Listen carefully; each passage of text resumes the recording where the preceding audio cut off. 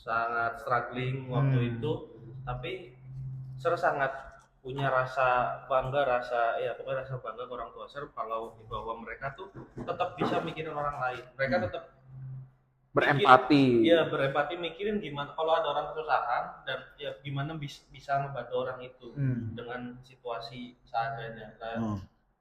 Contohnya orang tua saya membantu orang lain itu bagi apa sih? Oke. Banyak banget yang bisa saya ceritakan tentang hal itu ya. Ceritakan semua. Okay. Satu yang menurut Sir paling mengena deh Sir. Oke, saya kasih beberapa contoh ya teman-teman. Boleh. Ibu saya itu tidak pernah membeda-bedakan keponakan dari garis siapa. Apakah keponakan dia atau keponakan ayah saya. Sebagai konteks ya teman-teman, rumah saya itu kecil di tepi rel kereta api, tapi rumah yang sekecil itu menampung Pak D, Bude, Pak Le, Bule, sepupu, mindoan, ya artinya keponakan-keponakan dari bapak dan ibu saya. Dalam satu waktu itu bisa sampai 6 orang ya, kan berganti-ganti tuh, ya kan? Rata-rata mereka pergi ke Surabaya untuk bekerja. Begitu mereka mendapatkan pekerjaan atau sebelum mereka mendapatkan pekerjaan dan bahkan ketika mereka mendapatkan pekerjaan pun mereka tinggalnya di rumah kami. Ya, bergabung dengan kami. Saya bahkan di masa sekarang itu sulit membayangkan kok bisa rumah sekecil itu menampung orang sebanyak itu. Ya, itu satu. Nah, ketika puasa misalnya ya, ketika puasa ibu saya tentu memasak untuk buka puasa dan untuk sahur. Banyak anak-anak muda, para ponakan-ponakan ini, ya namanya masih muda kan, mereka udah mulai bekerja ketika mereka masih remaja. Mereka nggak bangun ketika sahur itu mereka belum bangun, sehingga mereka tidurnya bukan di rumah kami karena sedemikian sempit ya. Kadang di rumah kami, tapi kadang juga di musola. Jadi mereka tidurnya di musola kampung. Jauh dari rumah apa? Enggak, ya masih satu RT juga. Dan karena rumah kami dempet-dempet ya dekat. Tapi artinya ibu saya itu mondar-mandir ngebangunin mereka ke rumah, ke musola. Udah dibangunin, udah menggeliat tidur lagi sehingga ibu saya harus membangun mereka lagi. Sampai kadang-kadang mereka bangun di masa-masa akhir menjelang adzan kan. Mereka baru bangun cepet-cepetan sahur. Cukup sering ibu saya nggak sahur. Justru malah ibu saya yang nggak sahur gara-gara lebih sibuk ngebangunin para ponakan-ponakan ini gitu.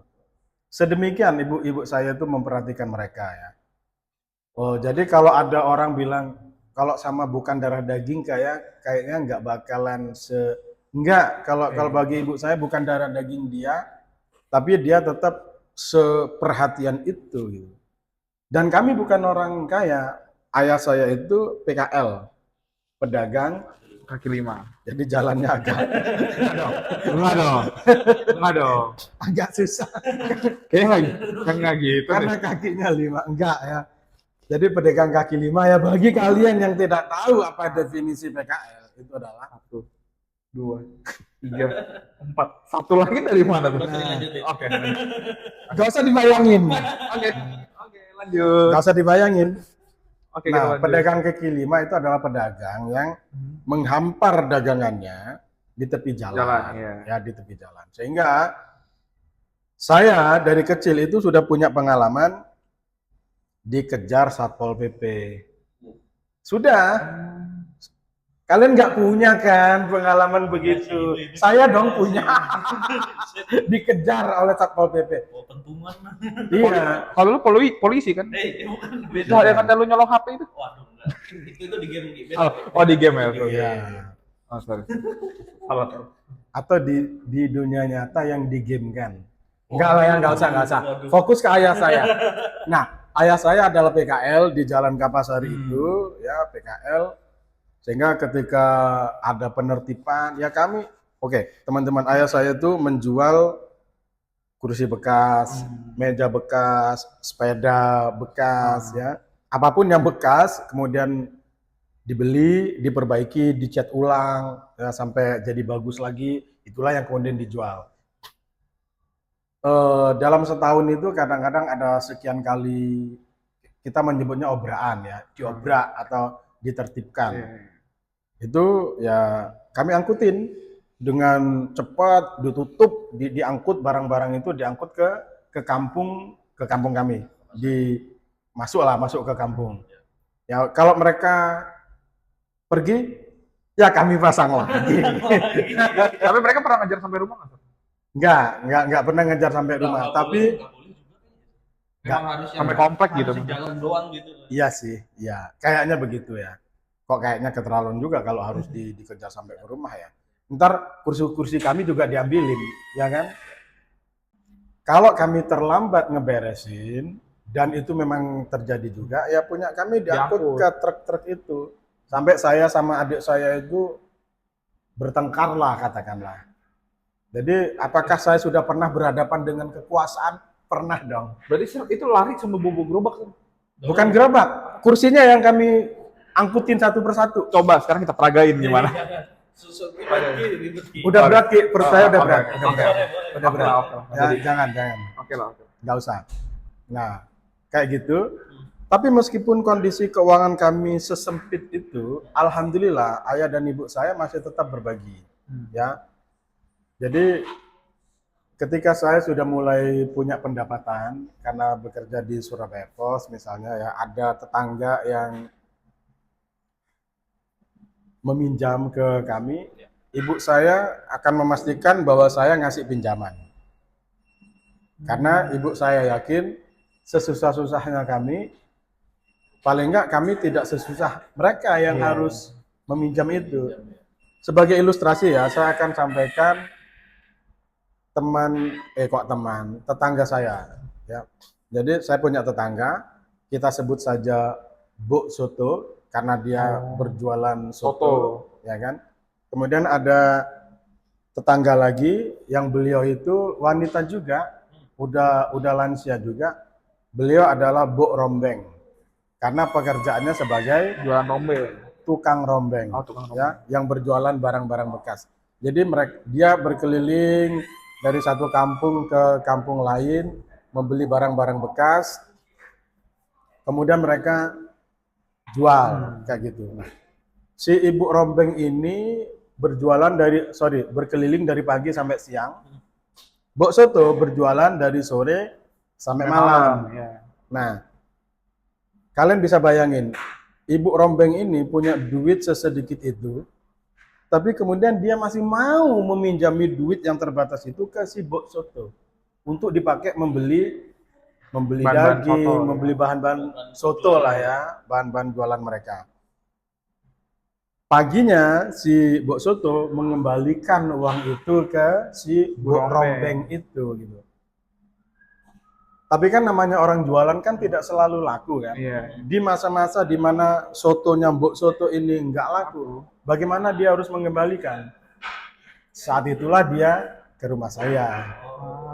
Minta ya berutang lah ya, berutang. Dan saya tahu persis memang kondisinya seperti itu, sehingga saya juga berusaha untuk memberi, dan ibu saya memastikan saya memberi gitu loh. Karena bagi ibu saya meskipun kondisi kami terbatas, tapi tetangga saya lebih terbatas lagi, sehingga kalau yang namanya membantu orang ketika kita sudah punya atau sudah mampu itu enggak. Karena batasan mampu itu sangat relatif. Iya sih. Mungkin kita belum mampu di titik ideal, tetapi kita sudah lebih mampu Daripada dari orang yang butuh. iya. Saat itulah kita perlu membantu juga. Ya. Dan ibu saya itu luar biasa pekerja keras ya. Beliau itu jual belewah, tahu belewah ya? Iya tahu. Jual melon, buah juga. Termasuk Tomat buah atau sayur? Kok jadi ke situ sih? jual Semangka. Kresek. Semangka enggak? Enggak. Ya, termasuk. Kan sudah buah ya. Oh ya itu buah. sudah satu Oh ya, udah buah ya. Jual apem. Tahu apem? Kue apem, iya. Jual kaleng bekas. Ibu saya melakukan apapun untuk membantu perekonomian kami. Rel kereta sering. Enggak dong. Siapa Enggak tahu. dong. Siapa tahu. Lalu Kan kiri. ciri khas Madura. Besi dikit angkut ya. Orang-orang Madura tandain ya. saya suka banget kayak gitu. Soalnya saya dulu juga tiang listrik saya sih tapi ngambilnya. Dari aman dia bercanda. Bukan. Nah, Sir, itu tadi kan cerita tentang itu. Kalau dari ayah Sir, itu ada cerita tersendiri nggak yang kayak tadi Ibu Sir kan sangat ini juga loh. Iya. Ayah saya itu juga sama dengan ibu ya, sangat suka berbagi, sangat rela membantu. Banyak yang dilakukan. Tapi salah satu yang mungkin sangat ilustratif atas kebaikan ayah saya itu begini. Haji bagi orang Madura itu kan penting. Dia adalah ibadah bagi orang Islam ya. Iya. Tapi secara kultural bagi orang Madura mungkin dia juga agak sedikit berbelok dalam arti dia kemudian menjadi status sosial. Gengsi. Iya, gengsi, ya. Dia kemudian intinya orang Madura itu sangat ingin untuk berhaji. Sehingga kalau ada keluarganya yang kemudian menjadi haji itu juga merupakan suatu pencapaian. Bukan hanya bagi orang itu, tapi bagi seluruh keluarganya. Nah, kebetulan kami itu dari pihak ibu maupun dari pihak ayah saya sedikit sekali yang berhaji, mungkin boleh dibilang belum ada yang berhaji. Separiah itu keluarga saya dalam kelas sosial. Nah, suatu ketika sepupu dari ayah saya itu punya cukup uang untuk mendaftar haji, tapi untuk melunasinya kurang sedikit. Nah, kemudian dia meminjam sepeda motor. Jadi sepeda motor itu kemudian dijual. Sepeda motor dari keponakan dia, yang juga merupakan keponakan dari ayah saya. Maka paman saya ini berhasil haji, ya kan? Pulang haji ternyata PT-nya kolaps, yang nggak disangka-sangka. Paman saya kan tadinya akan membayar itu dari gaji dia kan. Di dalam pikiran kita kan insya Allah cukup, nggak ada masalah lah dia gitu. Tapi tiba-tiba ternyata kolaps, dia di PHK, nggak ada sumber pendapatan. Sementara si ponakan itu kan sepeda motor juga sesuatu yang penting bagi dia, ya kan. Dan bagaimanapun bentuknya, utang harus dibalas. Dibayar. Masa utang dibalas utang enggak dibayar ya kan. Karena agak lama tertunda pembayarannya, tentu sudah mulai nggak enak lah ya. Hubungannya sudah mulai tidak enak. Bagi ayah saya, namanya paman dan keponakan itu tidak boleh ini berlanjut. Tidak enaknya itu loh, itu nggak boleh berlanjut. Itu mereka harus segera, masalahnya harus segera diselesaikan. Karena tidak ada yang bisa membantu ya, ayah saya step up dengan cara yang mungkin tidak terbayangkan oleh banyak orang, tidak terbayangkan pula oleh kami waktu itu. Saya masih SD, entah kelas 2 entah kelas 3 waktu itu ya. Ayah saya mengontrakkan rumah kami yang di Kabasari itu, dan kemudian kami ngontrak ke saudara sepupu ayah yang punya utang itu, yang sebenarnya dibantu oleh ayah saya, dan kami membayar kepada dia. Karena kami ngontrak, maka kami membayar kontrakannya. Duit hasil mengontrakkan rumah kami yang di Kabasari dipinjamkan ke saudara ini untuk membayar utang dia ke keponakan. Utangnya berapa sih? Saya nggak tahu, kan saya masih kecil. Tapi kalau sampai kontrak ke rumah orang, terus sampai terus hasil ngontrakin rumah sendiri dipinjemin lagi, kebayang sih maksudnya seberapa yang bebannya yang harus dibayar. Iya sih, itu lumayan. Dan mungkin orang zaman sekarang mungkin kebanyakan nggak akan se-effort itu untuk membela saudara sepupu. Iya, saya juga kalau misalnya melihat begitu ya, walaupun misalnya saya sudah mampu untuk diri saya sendiri, itu saudara ada perlu, pasti saya juga membantu, pasti akan saya bantu. Cuma ya semampu saya nggak yang saya se-effort bapak itu. Bohong. Benar. Artinya saya belajar dari ayah saya, wow, segitunya, luar biasa. Dan saya belajar dari ibu saya, di mana ibu saya mendukung penuh keputusan itu dan tidak menolak, tidak komplain. Kan dia udah enak tinggal di Kabasari, udah bertetangga begitu lama, tiba-tiba harus menjalani sebuah kehidupan sosial yang baru. Aduh, iya. Itu kontraknya lumayan jauh, Sir, rumahnya. Lumayan, dari Jalan Kiamasari ke Jalan Kenjeran. Kalau kita jalan kaki 20 menit, 30 menit lah. Ya, menyusuri rel ini, menyusuri Serpong. 2 kilo, 3 kilo nyampe lah. Kayaknya lebih deh. Oh, lebih. Kayaknya lebih. Jadi memang berada di kampung yang Sebelah, memang, kampung sebelah. bukan sebelah banget, sebelah. Menyusuri, kalau mau cepat memang berjalan di tepi rel itu. Ya. Nah, ibu saya nggak komplain, ibu saya malah mendukung. Sehati sekali.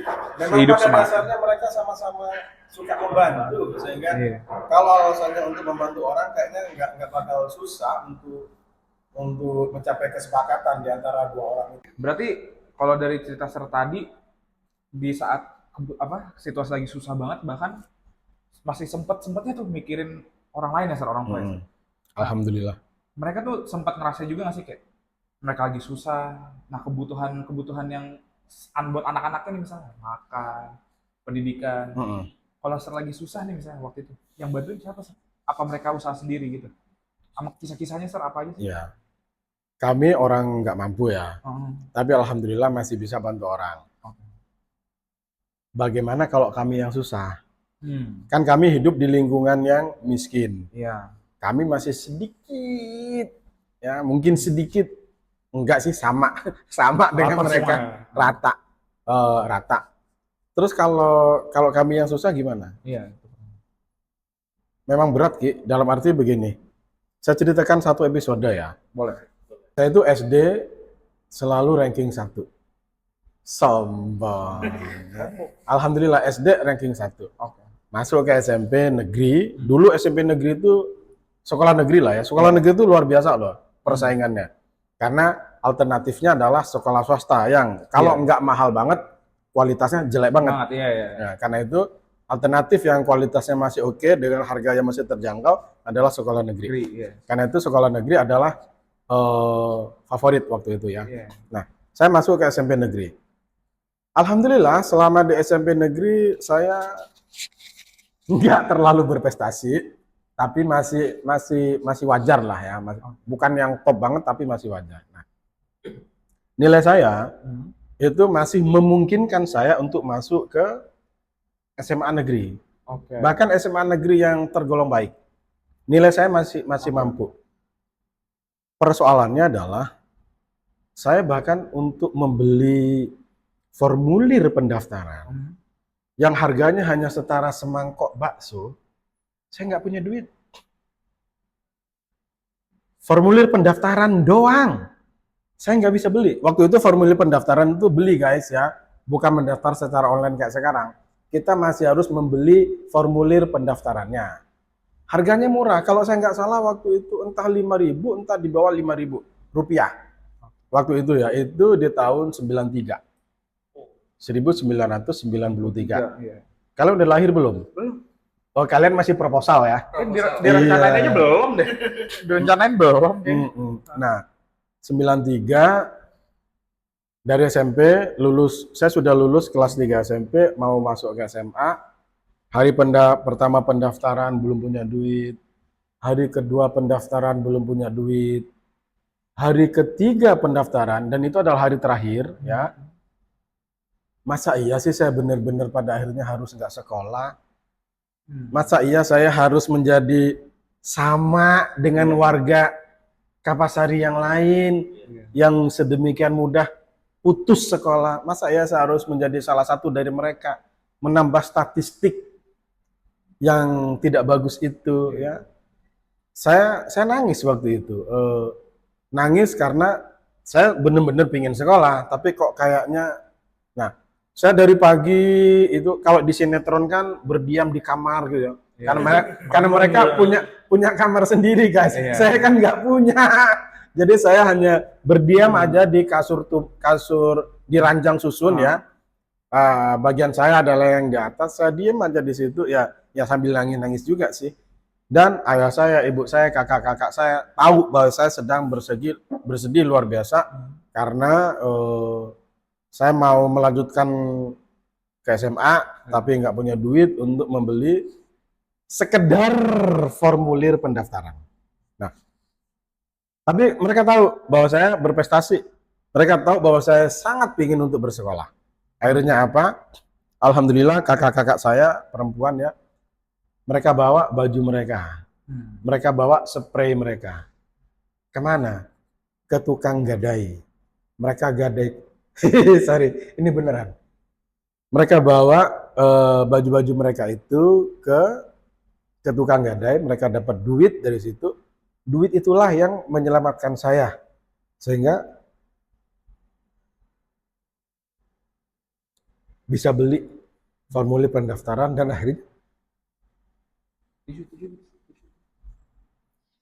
akhirnya bisa daftar SMA. Apa? Ini acting. Technical break emang agak emosional sih. Tadi Sir kalau Sir cerita dari Sir SMP, Sir SMA itu buat biayanya bisa dibilang sangat susah. Dan di SMA kan Sir sudah mulai menulis nih yang Sir bisa bayar SPP sendiri. Berarti di kuliah masalah biaya ini harusnya sudah terselesaikan dong Sir. Tidak berlanjut lagi dong. Atau ada cerita lain lagi ini? Ada. Ya. Begini teman-teman. Seperti saya ceritakan di awal tadi ya, bahwa sebagai mahasiswa baru kita di semester pertama itu ada begitu banyak biaya yang harus kita bayar. Ada SPP, ada biaya jas, ada biaya ospek, ada biaya penataran P4, indoktrinasi oleh negara itu, ada biaya macam-macam. Itu totalnya 400.000 lebih. Bagi kita zaman sekarang mungkin 400.000 lebih nggak terlalu besar. Tapi bagi saya di tahun 1996 itu besar, pakai banget. Nah, saya nggak punya duit sebesar itu, saya nggak punya. Satu-satunya duit cash agak besar yang saya miliki itu hanya 75.000. Dari menjadi hadiah, itu hadiah sebagai juara 2 kalau nggak salah. Juara 2 lomba kritik berita. Kritik berita, Bos. Keren, men. Keren ya? Senggol dang. Ya.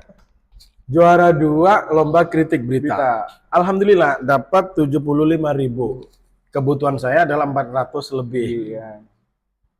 Jadi itu bittersweet ya. Saya keterima di UMPTN itu bittersweet. Alhamdulillah saya keterima. Tapi pedihnya, bisa nggak ya saya nerusin? Wong biayanya segitu. Iya. Padahal ini memang harus dibayar di awal banget. Bagaimana ya? Ngandelin orang tua tentu nggak bisa. Saya tahu persis mereka nggak punya duit segitu. Nggak ada. Nah, terus bagaimana? Ya udah. Di hari pertama kuliah, apa yang kalian lakukan? Saya nggak tahu apa yang kalian lakukan, tapi yang saya lakukan di hari pertama. Hari pertama, Bos. Hari pertama banget. Sebelum ospek mungkin ya. Sebelum. Yang saya lakukan pertama kali adalah mencari gedung rektorat. Kan kampus B UNER lumayan lah ya, lumayan gede ya. Saya cari gedung rektorat, udah dapet. Saya cari di mana bagian keuangan dan juga pembantu rektor yang membidangi keuangan. Bayangin mahasiswa baru hari pertama udah tiba-tiba notok pintunya rektor. Pembantu rektor bidang 3, bidang keuangan. Saya masuk ke situ, saya katakan apa adanya, Pak, saya nggak punya duit, satu-satunya yang ada hanya 75. Ini kondisi saya, monggo dibantu, silakan dibantu.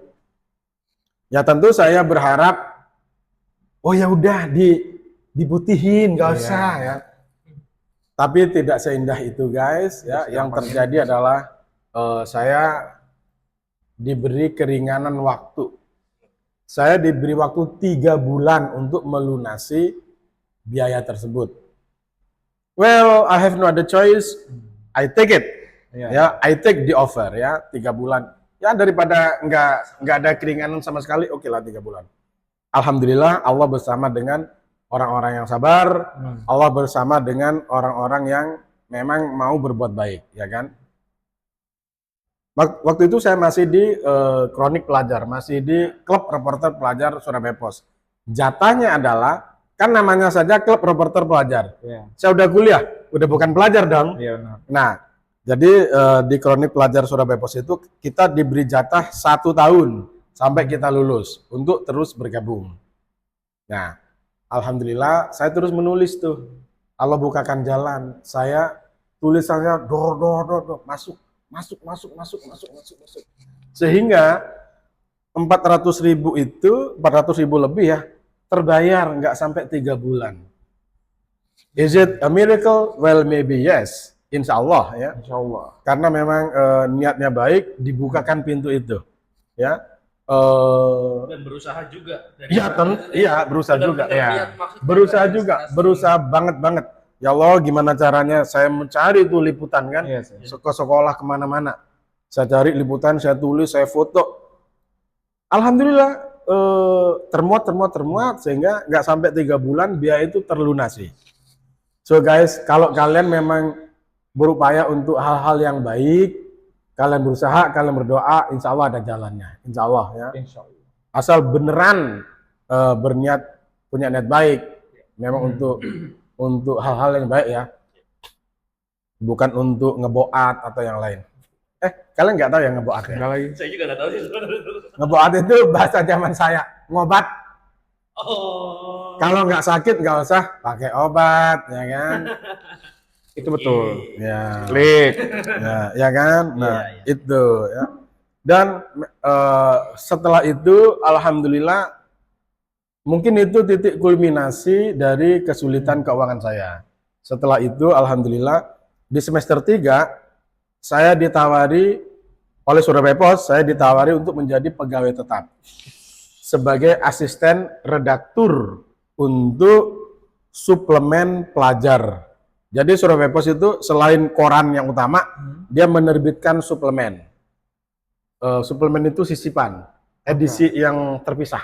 Oke. Nah, mereka butuh asisten redaktur dan saya ditelepon oleh mereka untuk menjadi asisten redaktur itu. Guys, kalian cari kerjaan. Saya ditawari dong, ditawari pekerjaan. Kok jadi sombong ya? Ya, nggak boleh sombong. Ya Allah, jadi sombong. Jadi saya ditawari. Ya tentu saya terimalah tawaran itu, alhamdulillah. Saya menjadi pegawai tetap di Surabaya Post. Sehingga Writer berarti. iya, sebagai asisten redaktur, asisten editor, Asisten. jadi sudah menangani berita, ngedit berita, udah memutuskan mana berita yang termuat, mana berita yang dilepeh. Biasanya dulu dia nunggu di ACC, sekarang dia yang ACC. Iya, bener. Pinter banget. Pinter. Anak mana? Anak Presiden University. Nah, Nggak ada lagi, nggak ada biasanya. nggak ada. Tapi tahu kan, Presiden University guys. Anak-anaknya sepinter mereka guys. Ya. Saya kan cerita kalau dari SMA udah nulis berita sendiri, terus juga sampai akhirnya bisa bekerja di Surabaya Post Yes. sebagai reporter ya, jurnalis. Yes. Boleh, aku pengen tahu karir Sir di Surabaya Post itu sampai sejauh apa dan dapat apa saja di sana mungkin. Sampai jauh banget Kemana tuh jauh? Kemana tuh? ke Jakarta. Oh, ke Jakarta. Jakarta. Enggak. Jadi saya alhamdulillah ketika saya butuh pekerjaan di semester 3 ya kan. Itu kan masa dimana sebagai kropel saya sudah tidak boleh bergabung lagi. Karena kropel itu hanya sampai 1 tahun setelah kita lepas dari SMA. Tapi justru saat itulah saya mendapatkan tawaran untuk menjadi asisten editor untuk suplemen bekal. Suplemen itu kan zaman dulu itu ada koran, kemudian kalau ada terbitan yang terpisah, itu yang kemudian kita sebut sebagai suplemen. Nah, alhamdulillah saya dikontak, ditelepon, mau nggak menjadi editornya bekal. ya maulah, kenapa enggak, ya kan? Mana lagi BU lagi. Pas banget tuh. Pas banget. Itu pas banget, alhamdulillah. Ya udah, kemudian saya terima. Saat di Surabaya Post itu, saya mencoba untuk menulis semua genre tulisan, ya. Ada opini, saya tulis opini. Ada essay, saya tulis essay. Ada essay berbahasa Inggris, saya tulis essay berbahasa Inggris, ya.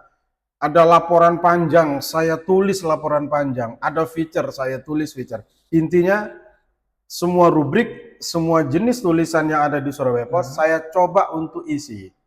Ya, alhamdulillah mayoritasnya termuat. Sehingga saya memang inginnya itu memang menantang diri saya sendiri. Bisa nggak sih saya nulis model seperti itu, ya. Contohnya essay, ya. Di Surabaya Post itu ada beberapa kolom essay. Kalau kalian kenal MH Ainun Najib, Cak Nun. Cak Nun, Dia siapanya Caknan. Oke. Cak Nun sering itu kan Kayaknya anak zaman sekarang nggak kenal Cak Nun, ya. Atau hanya mahasiswaku ini saja yang tidak kenal. Ya. Cak Nun, sorry Cak Nun.